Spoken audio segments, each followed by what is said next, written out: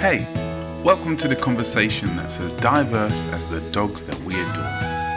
This is Gun Dogs and Guard Dogs, ultimate podcast dedicated to talking sense about dogs with Les Graham and Ross McCarthy. They work with all breeds of dog, but one specialises in gun dogs and the other prefers guard dogs. No flashy trends or social media hype here, just tried and true knowledge that stands the test of time. They bring you valuable insights and honest conversations about the social predator you share your home with. So here we go. About 45 minutes of gun dogs, guard dogs, good dogs, some maybe not so good dogs, and a dash of gossip. Good morning, Les. Here we find ourselves again. We do. We We do. do. Sorry, we were talking about AI just before we started recording. Yeah, we're definitely here. We're joined today by an exciting guest who's definitely not AI, it would seem. We're joined today by Sue Armstrong from Sue Armstrong Consultancy, which is a referral veterinary practice based in Thirsk. There are some vets that leave kind of vet school, vet college, and seem to take that information that they've gleaned, that immense amount of information they've gleaned, and they stay kind of in that place of kind of almost generic veterinary medicine. Do you know what I mean?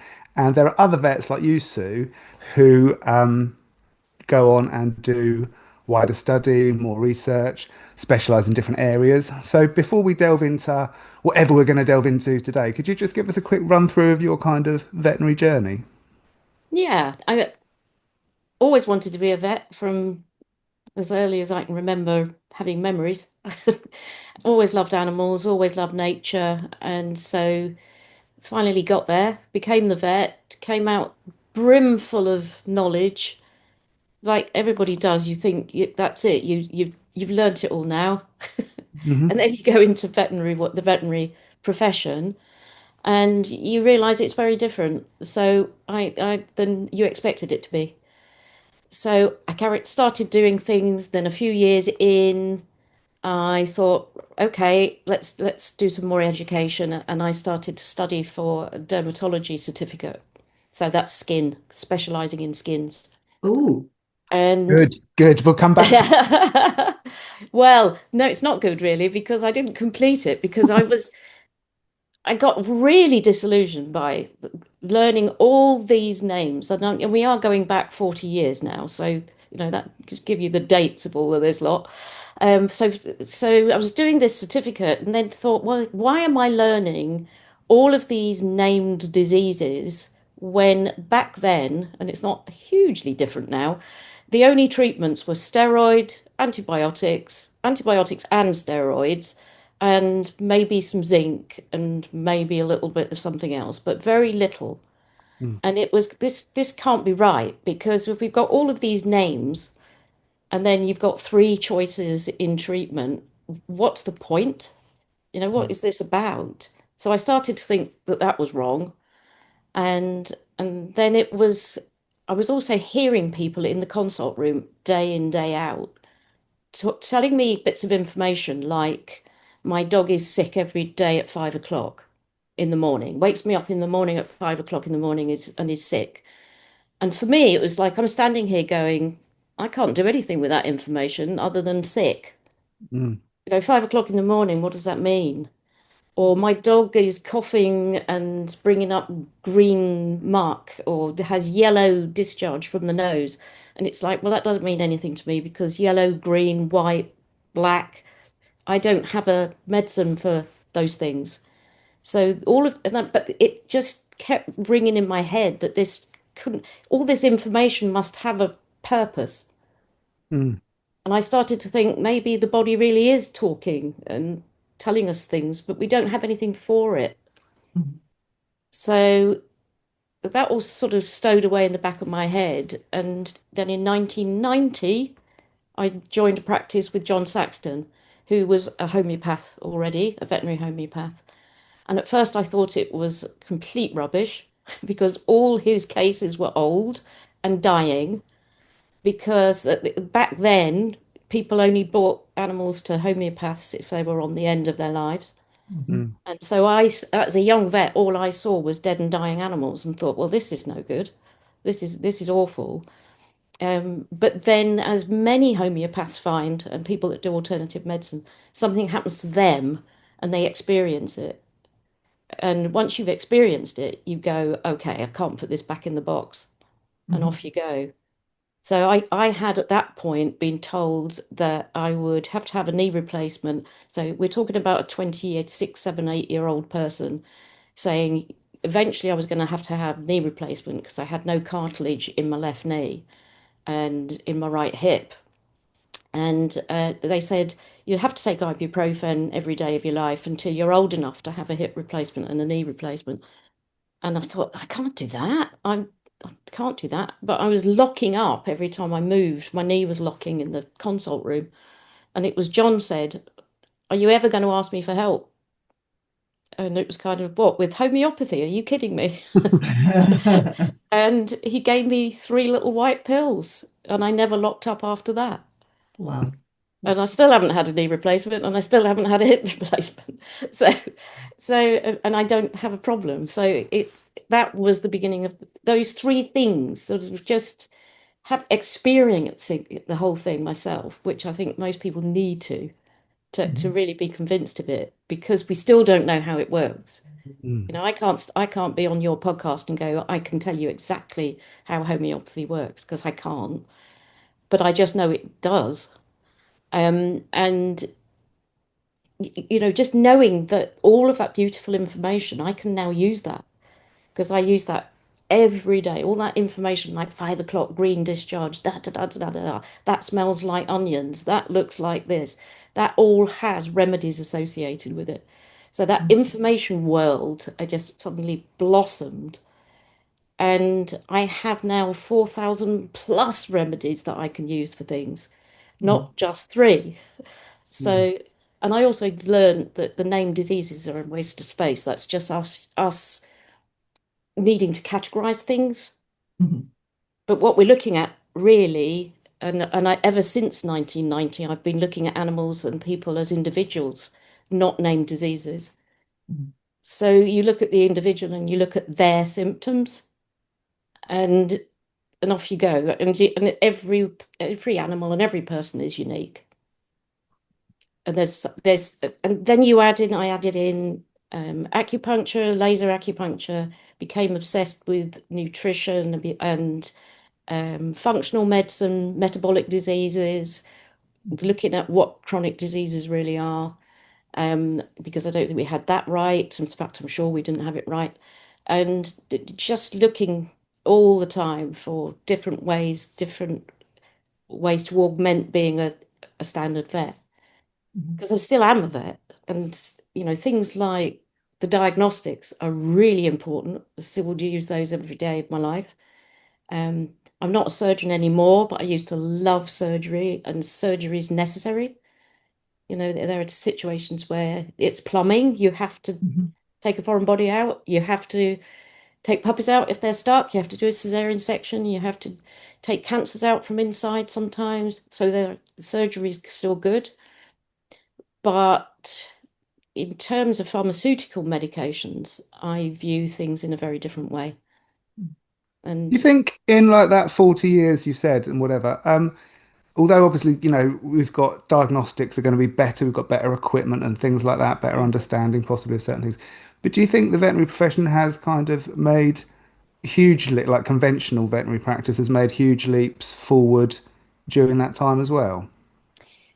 it makes changes it's made circles. Everything goes round in circles.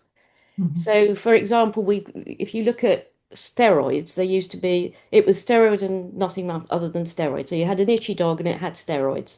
Mhm. You had inflammation, you gave it steroids. Um, so then it goes in another bubble and we have steroids and non-steroidals.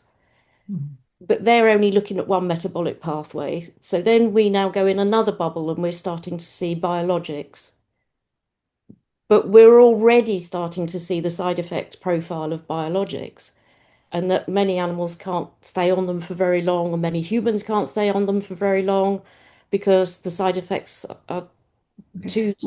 too bad. What do you mean by biologics, though? So things like our apiquels, our nibs, the nibs, the nabs, the mibs, the mabs, Mhm. all these new biologics that are looking at different metabolic pathways in the body and basically blocking a pathway. Yeah, Or, yeah, or because yeah, are the blockers, aren't there? they're blockers. They're blockers of pathways. So they either block a receptor Uh-huh. or in a pathway or an enzyme in a pathway, or they will block a certain protein that works within the pathway. Okay. And so it's a huge leap in veterinary medicine and human medicine. It's massive in human medicine. Um, a huge leap of doing something completely different in a different area. But it doesn't take long before we then start to see the fallout from blocking pathways. Because Because those, we spoke to Andromatage the other week about Librela yes, and yes, how there's a fallout on that now. It's like, oh, there's yes, this a shiny new toy just come out. Let's put all the dogs on it, and now we've got the fallout from it. And I yes, think it's almost, I mean, it is almost like shiny new thing syndrome, isn't it? It's like, oh, this is new, this has come out, and then yeah, all of a sudden the vets are jumping on it and saying, let's try this, rather than yeah. going, the integrative approach and going And through the functional the thing medicine with route. all of these new ones is that they're so often, not always, but often they're really good at doing what they're supposed to do. Like Librela, for example, a lot of dogs that were crippled would be going, oh gosh, I can walk again and I'm Yeah. fine and I'm great. So they're very, very alluring. They're very because Mhm. people see this sort of almost miracle. But what they're not realizing is that if once that starts building up in the body and that block has been in place for a length of time, the normal functioning of the body also actually needed that pathway to function. Mhm. Mm. Mhm. So if anything else happens to that dog, then they go down really hard and really fast Yeah, because that pathway that is a normal functional pathway in the body has just been has been stopped. blocked for quite a long time. You'll get away with it to start with often, Uh-huh. but a few months later, they can fall apart. It's getting that balance, isn't it? It's like, Yeah. to me, because of, like, we've talked a lot about kinesiology, and Mm. we were in the same, God, how many years ago was it? The Veterinary Medicine Association, the BHVMA, Yes. was it when, because you Yeah. were one of the founding members, weren't you? There was Yes. yourself, and there was Yes. Nikki Thompson was in it, and I can't remember who Nick used to work with in Chichester. Oh, Mark. Mark Mark Elliott. Mark Yes. Elliott. Yes. And going back, because I thought that was a fantastic organisation. I joined it, and then I moved to New Zealand. And when I come back, I went to join again. It had gone, Yes. which is such a Yeah. shame. Do you think we need something like that now? But it's a really difficult time at the moment in various countries around the world for all the holistic Mm. um, modalities. I think everybody's struggling. I think I don't. We alluded before we came on air today about this that 2016 changed everything because Mhm. that was when there was the really big uprising in the veterinary ranks against alternative medicine, and it's calmed down, but it's not gone away. So It's sorry, go on, sir. so there's a good public response to alternative medicine and a public Uh-huh. demand for it. Yeah. But the veterinary profession is still not that tolerant of it. That is so interesting because I see it when I started doing Reiki in Mm. 97-ish, because I was a Reiki master by 2000. I was a Reiki master, and back then it was really difficult because people would go, "Can you help me with my dog? Can you help?" Because they used to do dogs and horses, and I'd go, "Can you talk to your vet?" And they go, "Oh, I can't talk to my vet. They'll think that I don't think they're good enough to fix my dog. So no, I'm just going to go back to the vet and get some drugs." And it's like, okay. And then there was a big turn, that I can't remember, when did the BHVMA get set up? Was it 2002? Round Yes, about. you've got a better memory than me. Oh, it's only because I'd only been in it a year and then I moved to New Zealand, you see. Yeah. So and then I did loads of stuff holistically, and then when I come back, it had gone. And I thought, oh, that's really strange. And then all of a sudden, from like as a canine behaviorist, I could see the tide starting to turn. People were getting more and more interested in the holistic methods. I mean, everybody and their mum does Reiki now, and everyone's like, "Oh, I do Reiki, and I'm doing this and I'm doing that." And but the vet seemed to have accepted it because they changed the law, didn't they? For it's okay for maintenance. You don't need Yeah, veterinary physical permission for physical maintenance. therapies and anything Yeah, that's not invasive in the body. So a non-medical intervention is a little bit more acceptable. but But so you'd think the vets would embrace it now, but they're still pushing back. it's still who teaches the vets. Who teaches the vets and what are Yeah. they taught? They don't get teaching in it, and so they don't get teaching in acupuncture or homeopathy or any of those modalities at all, and they're taught the pharmaceutical route of medical practice. And so they come out, vets come out just as I did 40 years ago, indoctrinated with the pharmaceutical route. And so they come, and of course we've got a very changed medical world, veterinary world, because the corporate structures now Yeah. have young vets can't go and get CPD in homeopathy because their bosses won't pay for it. Wow. So they don't agree with it. So it's very hard to get corporate practices, for example, to allow any of their employees to embrace any of the holistic modalities, other than maybe the physical therapies, hydrotherapy, physiotherapy, Uh-huh. to an extent, massage therapy, chiropractic, some, Starting to. osteopathy, some, acupuncture, some, because that's got a little bit more understanding of how that is working physically. But that's more, the vets that I've seen that are doing acupuncture tends to be more Western acupuncture rather than traditional Chinese Like laser. medicine, because Yeah, I was shocked they don't do the pulse points or anything. no, no, no. And they don't do five element theory, and it's not looking Yeah, at the deeper connection with internal organs. And so all of that Eastern philosophy is just lost. it's gone. It's Because I lost. took my dog to a Yeah. vet and she did acupuncture and I was watching her and I said, "Are you not doing his pulses? And how do you know where the over under energy is?" And she says, "Oh no, I don't know what you're talking about." So I ended up giving the vet um, a Chinese acupuncture book on working with dogs. And Yeah. she was like, "I've not come across this before." It's like, "But you're an acupuncturist vet. How do you not know the five elements?" But the It's laser therapy is really exactly the same. interesting. Because I've been doing laser therapy, low-level laser therapy. I do laser acupuncture now. I don't use needles. I don't dry needle anymore. Um, Okay. and so the laser acupuncture that I do, I get quite a lot of clients coming through that say, "Oh no, my vet does that, so I can get that from my local vet."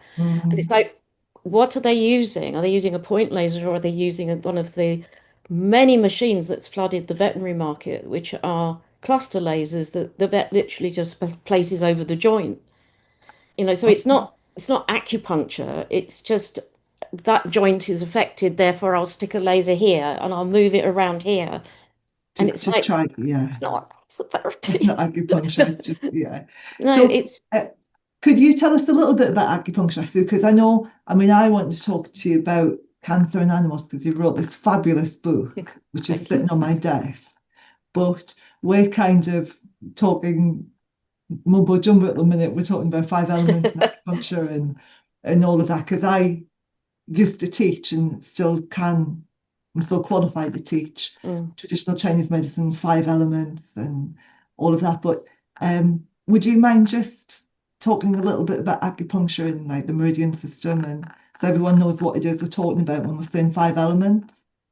Yeah, I mean, because I've now reverted a little bit to using four element theory. These are ancient theories of how energy and connections are made within the body, really.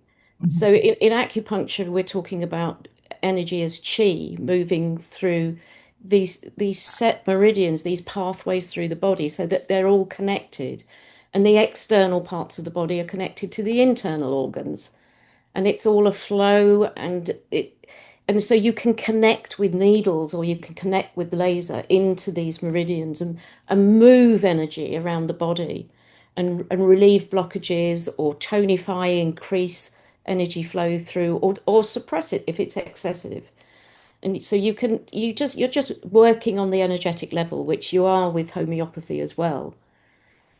And so five element theory is quite complex. So it's a really hard thing to get to really understand it well. It takes a lot of years of training to do it.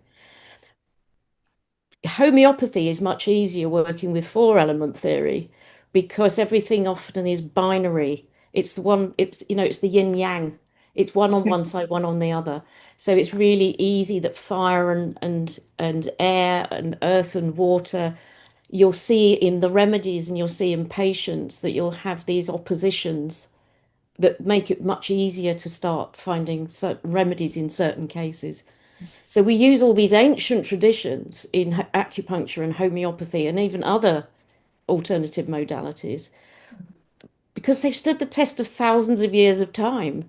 Yeah. The, we just use them as tools, really, to help us understand the root of disease in animals and people. And it's identical in animals and people. It doesn't make any difference.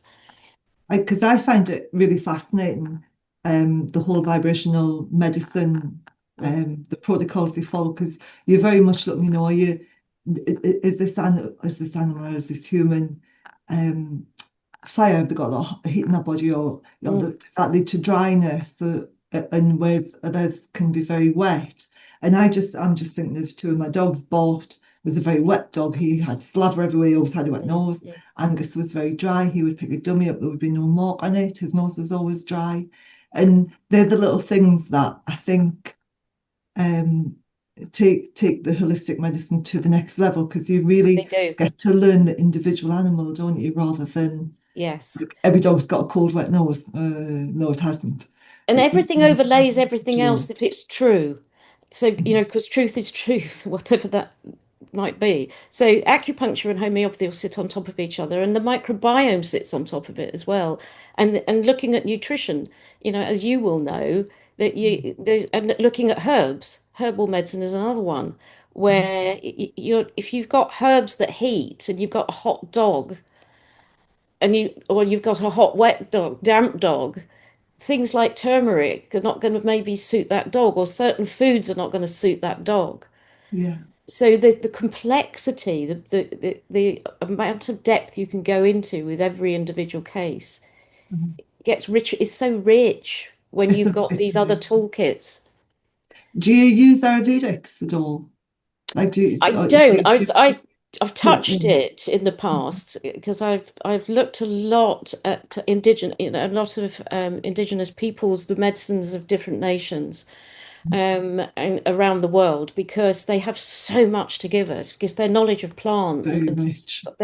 and their knowledge of animals too is way beyond ours, Uh-huh. way beyond ours. It is. We've regressed actually in understanding animals compared to many native peoples around the world. And so I don't know how I even started going down that route, but there's so much to there's so much to all of this in the richness of it It compared really to makes it Sorry, it really makes it difficult, doesn't it? Because for myself, and I'm sure other people listening to this, kind of most of the vets that we see, they don't have this kind of passion. They don't have this enthusiasm for looking at the holistic dog and that person in front of mm, them. It mm, literally is tick a box. This is like you said, is a non-steroidal. That will sort that out if yeah, it doesn't come back yeah. in 5 days. And for us to source information, when although we've got AI and Google and all the rest of it, we still don't have that veterinary expertise that we need on top of that, do we? Do you know what I mean? Yes, we can Google It's turmeric super paste. hard. It's It's a, really it's, hard.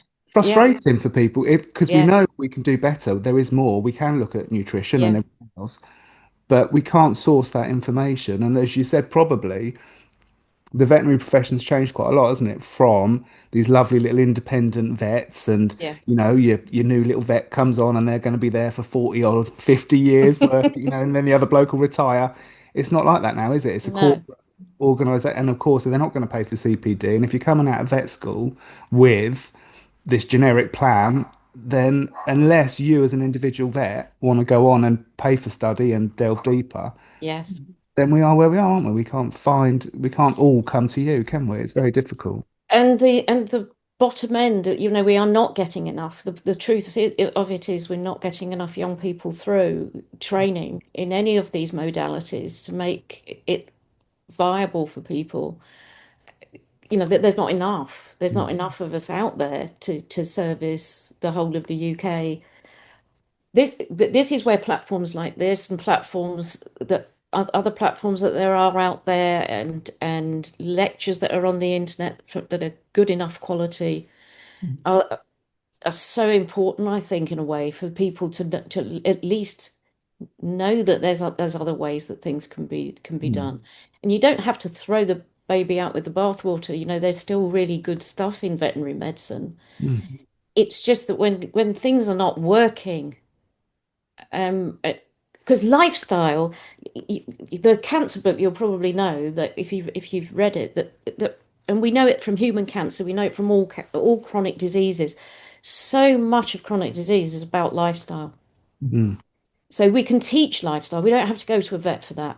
We can teach good nutrition. We can teach how to understand your animal better.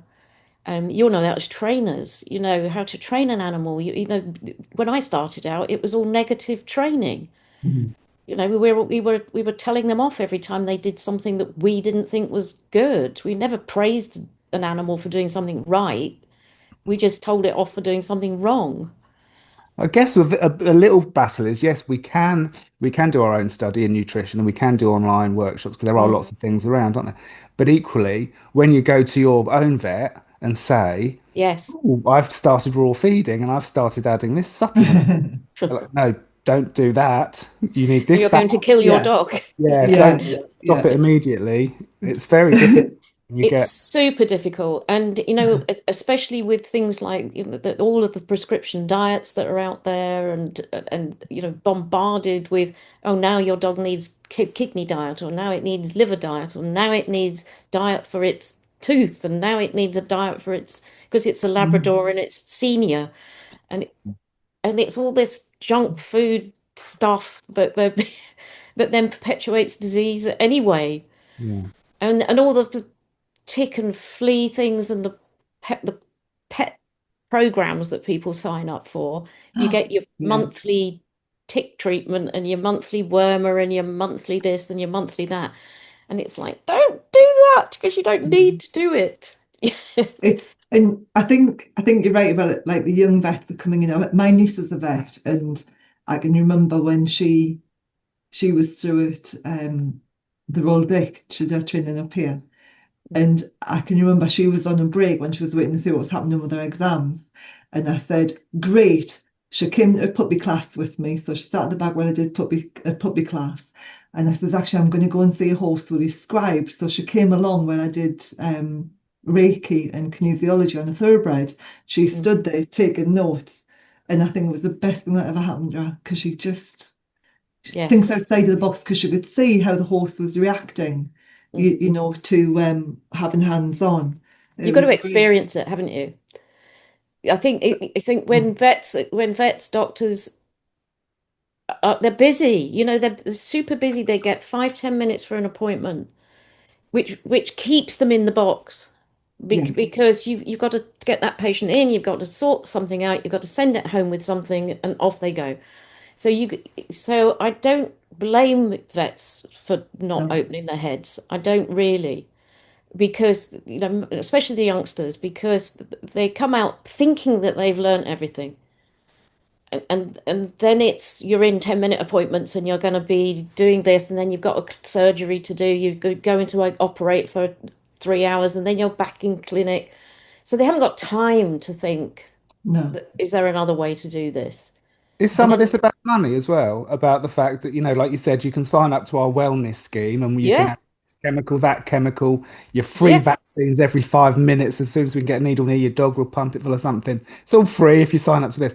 But presumably, these kind of larger companies are, it's a business, isn't it? So Well, it actually, is. Yeah. if we can upsell things, and actually, if your dog does have skin issues and we can supply Apoquel for years, Yep. good. What's not to like? Mm. Mm. We have a human health industry that's based on that. Yeah. How much is Yeah. each human worth in terms of what we can actually get out of them through lifetime pharmaceuticals? Hmm. And Yeah. and no injections as well. That'll get you hooked. Lifetime pharmaceuticals. I think my top client, because I do human homeopathy as well. Do you? Yeah. So my top client in terms of the number of medications, Uh-huh. he's on 32 different medications per day. Some of those are 3 times a day, twice a day, but 32 individual medications in any given 24 hours. So that's how that person came to me with 32 medications. And you think, how do you eat? Because you haven't got time to eat food if Because your you've got stomach's all. full of capsules, tablets, and they're all countering side effects of each other. Yeah, yeah. It's insane. The person was being destroyed It it, by it is. medication. And there's Yeah. no clinical trial on the planet that has ever been performed, and I can say that with 100% confidence, that has looked at the combination of those 32 drugs in a single Mhm. human being. So No. when they say it's evidence-based medicine, for example, which is often trotted out, oh, we do evidence-based medicine. And it's like, do you really? Because there is no trial out there on those 32 medications in a group of humans. Yeah. Yeah, it's so difficult. And then you've got all the whole fallout, haven't you? The toxic poisoning and stuff crossing the brain-blood barrier and hair falling out and drying and yeah. The liver having to metabolize everything, the kidneys having to metabolize other things. Insane. Insane Mhm. world we're actually living in. And polypharmacy is a massive problem. And polypharmacy is getting more into veterinary medicine, What? multiple medications at the same time. Okay, polypharmacy. Yeah, Okay. which is a big, big problem because, again, where's the evidence that that's okay? It's not Mhm. there. It really isn't there. And it's all No. very well that we go, well, I don't think that's going to conflict with that, but Mhm. the trials And haven't been done. I was just about to say the trials. So Mm. do you think they rush the trials through with COVID, the COVID vaccinations, didn't Yeah. they? Do you think that has opened the doorway to the pharmaceuticals to rush trials through? Because it's like, well, we've done it once, we can do it again. Certainly with the mRNA story, yes. Yeah. The mRNA machine is still rolling and it's rolling quite fast. So mRNA.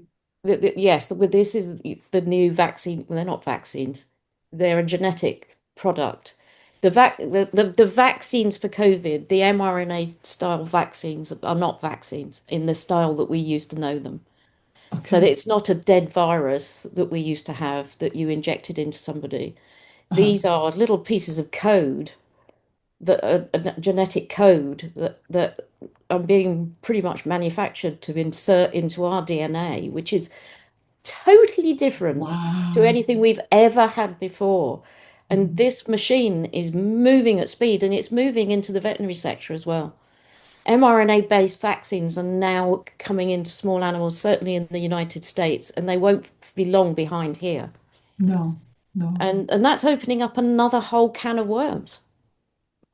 Because over vaccination is a problem in animals, full stop, let alone when we start seeing mRNA vaccinations taking over from the old style dead viral vaccines. Uh-huh. So we got yet another problem coming. But So I mean, COVID, that's genetic engineering then, really, isn't it? of course it is, yeah, of course it is. Wow. Which is fantastic when you look at what it was originally used for. Some of the genetic diseases that the CRISPR technology, they cut a little bit of DNA out and replace it with another little bit. Hmm. Hmm. That's amazing technology, fantastic science in its principle. And what it was originally designed to do was to treat these genetic diseases where you could actually replace somebody's faulty genes. Uh-huh. And then you think, well, actually, that's a great thing. That's an amazing thing if you can change something in somebody who you know is going to die of that disease. But then they took it that like humans do all the time. They then see other ways they can monetize it, and then Yeah. it gets out of control. I'm just thinking, sorry, I'm thinking master race at the minute, It is changing about all. it is I'm like it, sitting here going, it oh my goodness. but COVID did open a lot of people's eyes to the pharmaceutical industry. So Yeah. it did do us a little bit of a favor, COVID, in a bizarre kind of a way, because it's changed everything. Not everything has changed since COVID. And but COVID did, there were a lot of people who suddenly saw some pretty bad things happening Mm. and started to look at pharmaceuticals slightly differently after that. Yeah. Um, Wow. yeah. Sounds like things are getting worse, not better, doesn't it? It's more terrifying than ever. Yeah, they are. They are. Wow. Wow. But So how can we Craig, we've went everywhere, haven't we? Jumping jumping back to like integrative medicine. Okay. How do you class yourself? Like, how do you class your consultancy? Do you class yourself as um like doing functional medicine, vibrational, integrative, or do you just class yourself as a veterinary integ consultant? definitely integrative, Integrative. but there's a caveat to that. So it's integrative medicine, but my philosophy, how I view disease, is homeopathic. So how I Mhm. understand the disease process in an individual is using the philosophy of homeopathy. So it's looking at what is acute disease, what is chronic disease, where does chronic disease come from. I look at every single case from with using homeopathic underscoring philosophy, and then on top of that, I will add whatever I think is appropriate, but always keeping the homeopathic philosophy in mind, as in how that case is progressing and developing. What even if I add an antibiotic, because occasionally I do, what is that antibiotic doing is viewed in the homeopathic mind, as Mhm. in how is that suppression of the microbiome? How is that killing of those pathogens in the gut?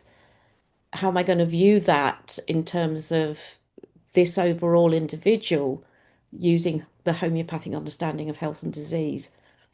So I'm not using often now my original understanding of disease, which is we give it something antibiotic, anti-inflammatory, antidepressant, Yeah. anti Mhm. this, anti that.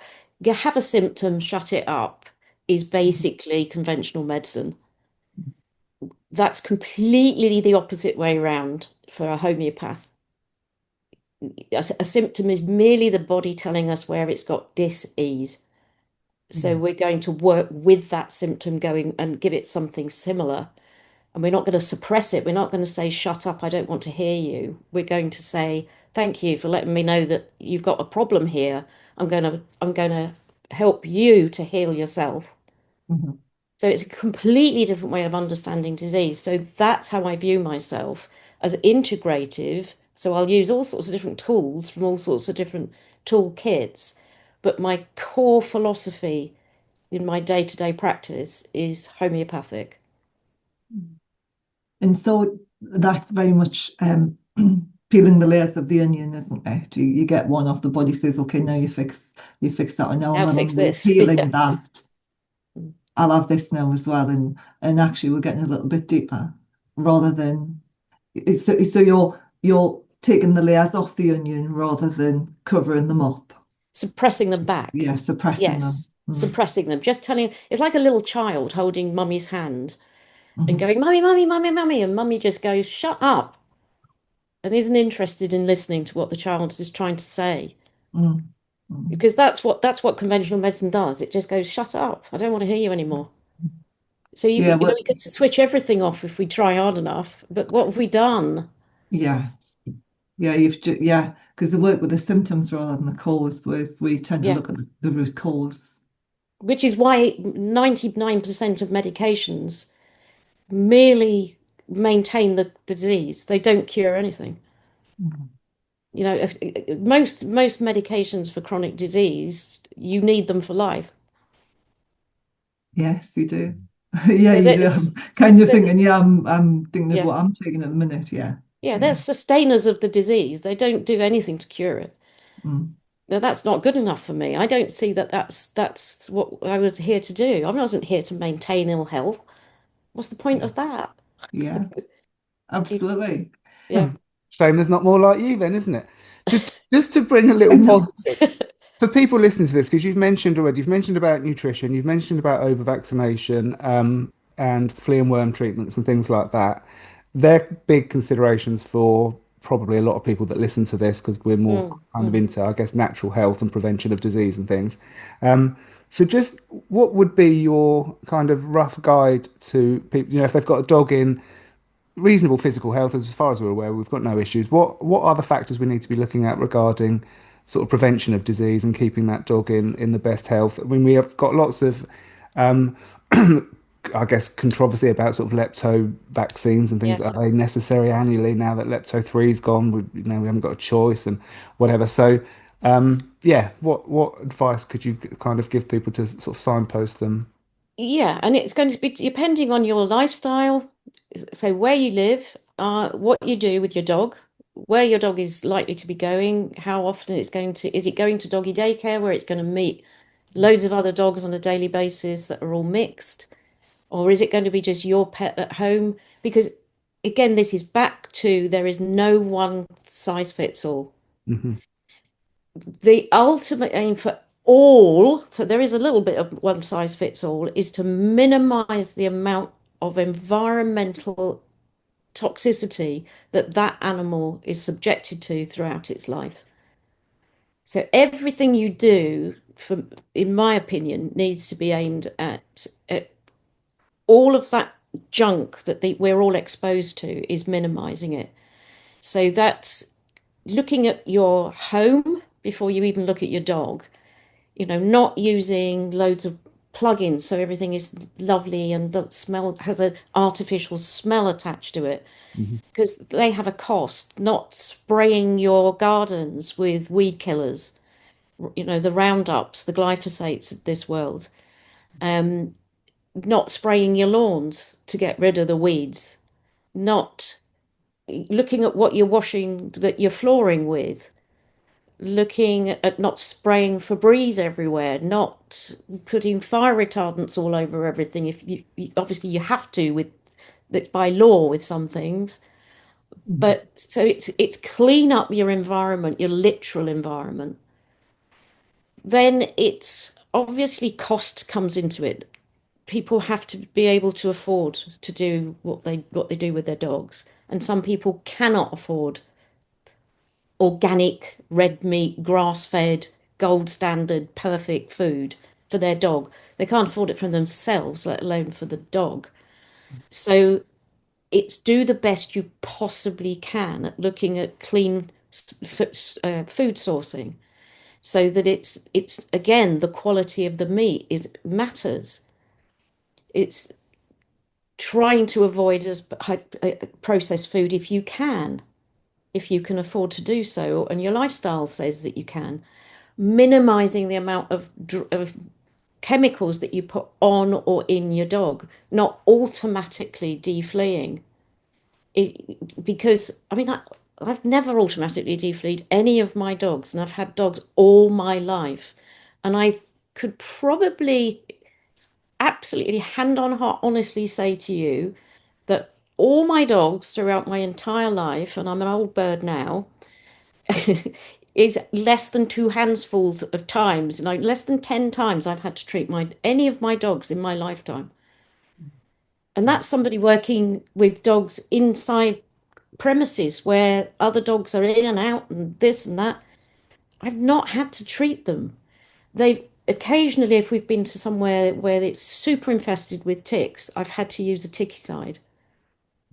Do worm counts rather than automatically worm, because most adult dogs have immunity to worms. They don't need wormers. Do titer tests instead of automatically vaccinating, because most adult dogs retain the memory of their first puppy vaccines. They don't need them topping up year in, year out. So I'm not saying don't vaccinate your dogs. I'm not saying you mustn't go near a vaccination. I'm saying you don't need to automatically boost if the antibody levels are still there in your dog. Why would you do it? Because you're then risking other things like autoimmune disease. So it's minimize, clean up the environment, be really mindful of what's going in the food for yourself and your dog, because food is one of our biggest problems. For humans as well. That's where half the metabolic disease in humans is coming from, the diabetes type 2, all of the heart disease, obesity, all of these things. If we just got the nutrition right, we wouldn't be seeing half the chronic disease we're seeing. And it's exactly the same with the dogs and the cats. It's no different. And horses, it's no different. Mm. So metabolic disease is driven by our environment. It's driven by us. It's what we feed them. Are we In seeing what it more in horses then, Sue? Yeah, because we get monoculture grassland. So we've got ryegrass Right. fields which don't have the mixed herbage, which don't so we've got fast growing high glucose grasses in Yeah. fields. We've put horses in barbed wire squares where there's no hedgerows for them to go, actually, today I need a little bit of hawthorn to help my Yeah. circulation. Yeah. And oh, actually, today I need a plantain. So they can't self-medicate anymore, a lot of them. Some of them can. But when you look at the livery setups, when you're driving along in your car and you see these Oh, the squares. squares of horses with no shelter, No no bushes. herbage, just No. a ryegrass square. And then you go, that horse got laminitis. Well, surprise me. Yeah. There's so much going on that is just nutritionally based. Yeah. Yeah. Just nutritionally based. And it's people, even on low incomes, can do quite a bit to tidy up diet. So it's minimize the amount of exposure to toxicity that these dogs get throughout their lives. Is there anything we can do to support them? So, um, I know, like talking about microbiome is very trendy at the minute. It seems to be Yeah. like the trendy thing to talk about.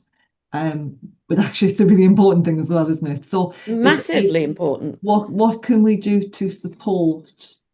If we can't afford, as you're saying, you can't afford like organic meat or you can't afford different diets. What can we do that's affordable that we can just support the dogs and ourselves? Is it working with like Yeah. probiotics, prebiotics? It's also being, yeah, it's things like, I mean, the microbiome is incredibly important. Yeah. It's a complete reflection of the health of the dog. So because so much of our immunity is based in the gut, Hmm. and the gut is the skin. So they're the Hmm. same thing. It's the gut is the inside skin Hmm. because it's continuous. The skin just becomes Yeah. the gut at both ends. At So both it's a ends. so it's a tube. It's just all the same thing. It's just modified to absorb food in the gut, but the skin and the gut are the same. So if the gut's wrong, the skin will be wrong, and if the skin's wrong, the gut will be wrong. Okay, that's a really, really good way of looking at it as the skin as an indicator of health. Skin is Yeah. a total indicator of health, and Yeah. the gut's a total indicator of health. Yeah. Because so much of many of our neurotransmitters rely on the microbiome, Yeah. the gut microbiome, our immunity, steering clear of autoimmune disease. Your microbiome's got to be healthy. So Hmm. if you could only afford to do one thing, it would be address the gut microbiome. Hmm. Okay. So keep that gut microbiome healthy, and that's complex as well. Yeah. But simple things, if your dog has had to have a course of antibiotics, you must help them restore that gut microbiome. So that's when you would put your probiotic in, even if Mhm. you couldn't afford to think about probiotics as a permanent thing. And maybe it's not a good thing anyway to do them permanently. But Mhm. any dog that's had a course of antibiotics should be followed up with probiotic Mhm. and prebiotic. So the Mhm. fiber food that the bacteria feed on. Mhm. But that's where I say it gets complicated because actually meat, you can have a complete 100% meat diet, and meat is actually a fiber to a carnivore. So there is fiber in meat, which Mhm. often is not understood. So, but that's not just a beautiful piece of lean meat where we don't put anything of sinew and other things in, because humans have done that to themselves as well. They only eat a lean piece of chicken breast. Well, most of the nutrition is in all the bits you chopped off. Yeah, yeah, and dogs especially need fat, don't they? The fat is They need essential, fat, like they need collagen in massively important tendons to and dogs. ligaments, and they need some bit of offal, and they need a little bit of cartilage, and they need a little bit, you know, we in the wild, a dog wouldn't go, oh, I'm going to fillet out that little piece of muscle. Mm. They just don't do that. You know, they're chomping away at all the good bits that we now throw away in the West. In the East, they don't. No. In China and Japan, they still eat every part of a bird, for example. So Ugh. the Yeah. gizzard, the feet, the brain, the liver, everything is eaten. Whereas in the West, we've just got so stupid that we just throw away half the good bits and we only eat the lean meat. Yeah. We've And got very precious, haven't we? Very, very precious and very entitled. we have, we Yeah. have, we've shot ourselves in the foot so many times. Uh-huh. So really working with like the thing for everyone to take away is look after your dog's gut and Look the after your skin dog's and the gut. skin. Yes. And the other thing I would also say is don't go on the internet and buy every supplement you can find and throw it Mhm. at your dog. Because I see that and a lot. I see it an awful lot that the dog is on omega-3, it's on turmeric, it's on glucosamine, chondroitin, and zinc and vitamin C, and it's on this and it's on that and it's on the other. If you put too much of all of those things in, you actually can create a metabolic imbalance. Mhm. And the dog's got to process all that stuff. Mhm. And sometimes if you could save hundreds of pounds on that and just give a beautiful piece of meat and offal, Mm. and you've done more good than all of these beautiful bits of marketing that say, look at this supplement, look at that supplement, look at this one. And sometimes just give your dog a month off and see how your dog looks. If you're on about 10, 11 supplements, just stop them for a month and see. And then start putting one back in and see what that does. Because sometimes less is more. Your dog wouldn't go out if it was a wild dog and go, oh, I'm going to the store now and buy my turmeric supplement. It just wouldn't do it. So we kill them with kindness sometimes, thinking that's going to help them, and a bit of CBD oil will help them, and a bit of this will help them. Sometimes it does, but I see a lot of too muchness. Mhm. Do you think that's I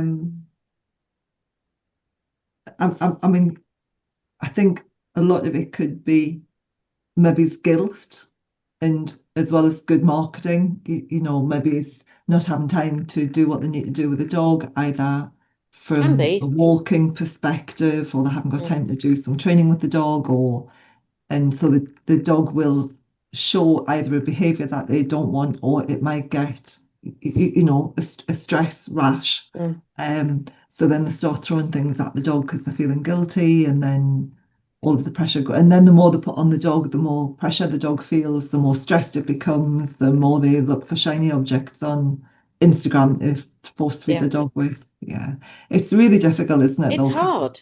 People just It's I want to think do the best for the dogs, and sometimes it's then they just get because in we this love them, head. isn't it? Yeah. We just love them so much. We want to, if we can use a bit of bone broth, or if we can buy some golden paste, or if we can throw some omega-3 supplements in, why not? It's got to be good, hasn't it? Yeah, we want to Got keep. to be good. It's got to be good.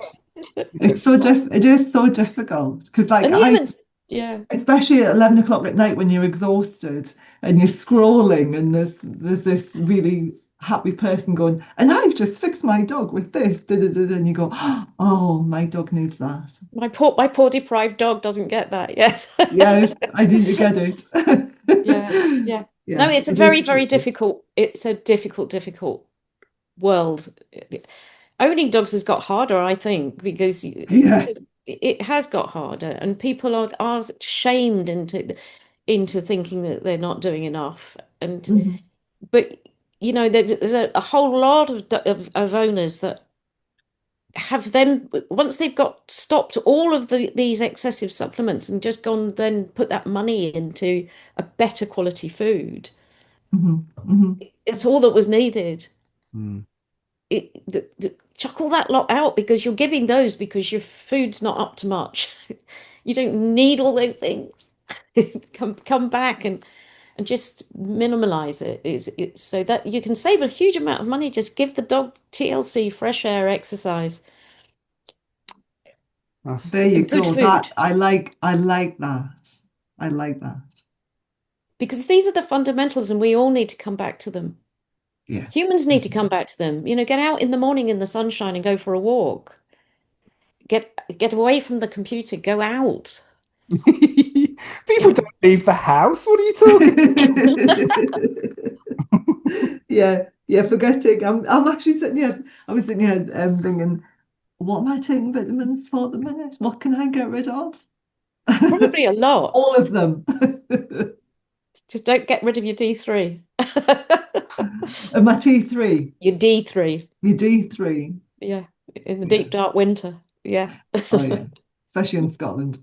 Mm. Are there any talk just on the back of that, just to kind of contradict everything you've just said? Are there any key supplements that you've used that you think that there's an essential for the majority of pet owners? There's something we're kind of dog owners, something we're kind of getting wrong that could be rectified by giving a supplement, or we're back to diet, keeping the dog as clean physically and the environment as clean as possible. Yeah, there isn't one. No, There isn't one. Because the better the diet is, the less supplementation you'll ever need. yeah.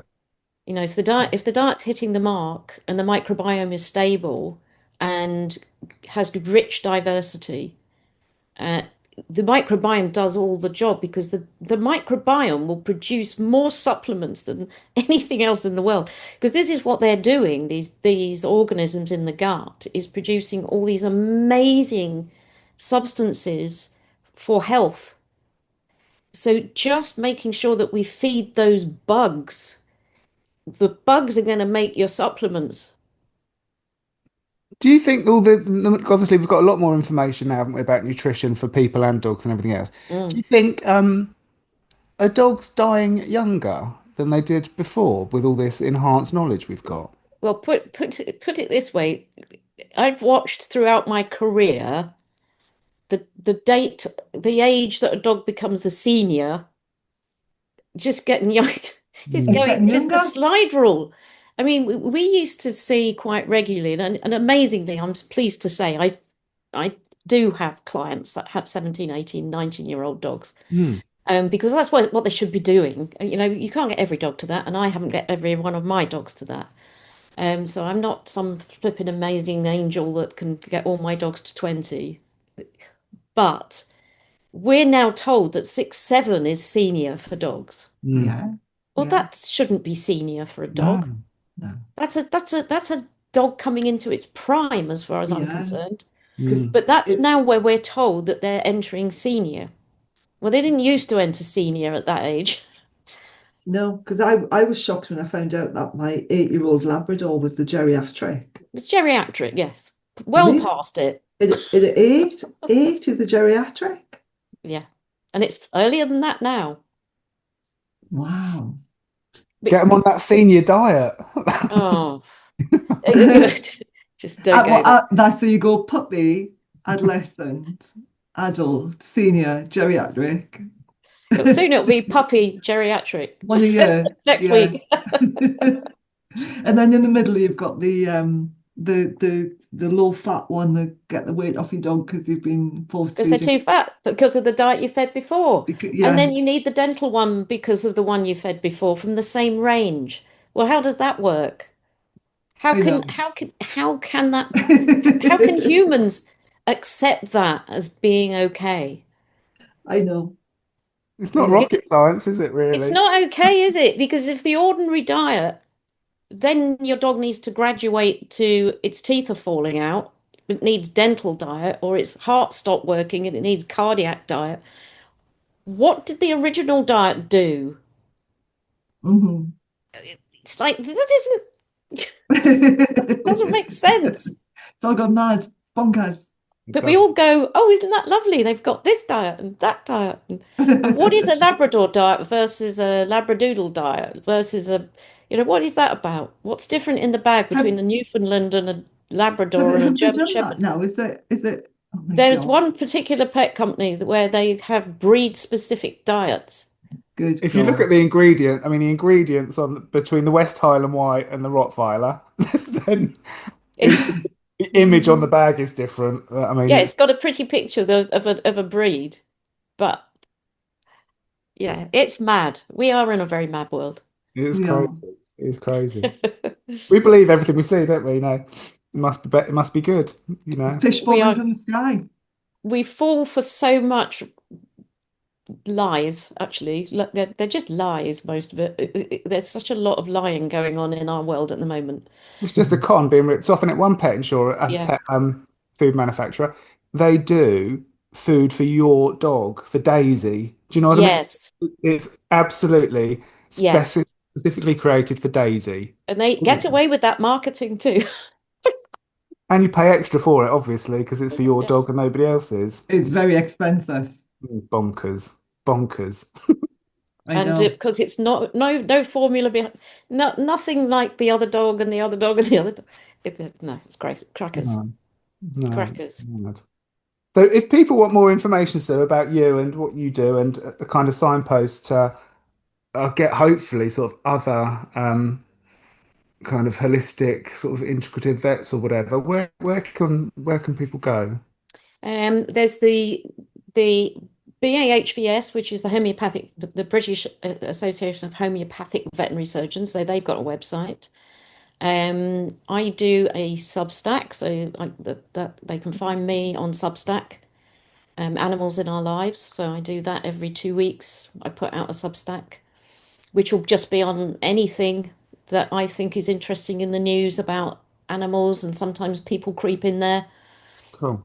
Yeah, so that's probably the easiest. Obviously, I've got a website, it's suearmstrongconsultancy.co.uk, but the Substack is the moving feast. And you said you do homeopathics for humans as well. Yes. And you do that Yes. online. You do that online consultancy or in Only person. for overseas, because I think it's so important that actually meeting individuals, all animals are face to face, and I like my first consultation with humans to be face to face. And where are you based? In North Yorkshire, North in Yorkshire. Thirsk. Yeah, Okay. yeah, because it's very different on a flat screen versus somebody It in is. front of you. It Yeah, really is. It really is. yeah. And of course, we have duty of care with animals, so we have to examine them and be a vet, because I don't say to anybody that I'm not a vet first and foremost, because I am. So the veterinary world is not all bad. It's just some of it I don't follow, Hmm. Some of it's a little bit lost. for me at least. Yeah. No, it's brilliant. Thank you, Sue. Pleasure. Brilliant. Thank you very much, Sue. Yeah, it's useful, helpful information for us to go and freak out about now. Indeed. No, that was brilliant, Sue. Thank you so much. Pleasure, real pleasure. As you can gather, I don't mind talking. That's okay, you're in the right place. Good boy. Thanks for listening. It's not just gun dogs and not just guard dogs, but all things canine, as we hope you have discovered. Please like, share and subscribe and help us spread a bit of common sense back into dog ownership. And a review wouldn't go amiss either. Catch up with Les and Ross again in about 14 days for more canine conversations. Until next time, stay well and enjoy your dogs. Any dog-related questions or topics, just drop an email to talk@cfba.uk or message us via facebook.com/Gundogs and Guard Dogs podcast.